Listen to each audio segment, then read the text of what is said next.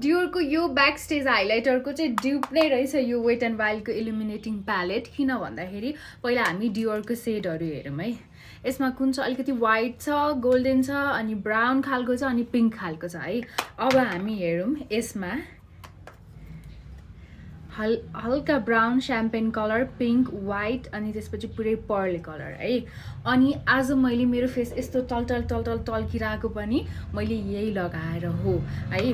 डियोरको अलिकति एक्सपेन्सिभ छ, अलिकति होइन, अब यसको भन्दा त 9-10 टाइम्स नै धेरै एक्सपेन्सिभ भयो। यो चाहिँ तपाईँहरूले 1000 रुपिजमा पाउन सक्नुहुन्छ भने यो तपाईँहरूलाई 10,000 अझै कतै त बढी पनि लिन्छ होइन। मलाई चाहिँ डियोरको अफोर्डेबल ड्युप चाहिँ यो वेट एन्ड वाइल्डको यो हाइलाइटिङ प्यालेट नै लाग्यो होइन। कलरहरू पनि कस्तो सिमिलर छ, त्यसपछि मजाले लाग्छ होइन। अब तपाईँहरूले एउटा एउटा कलर लिन्छु भने पनि भयो।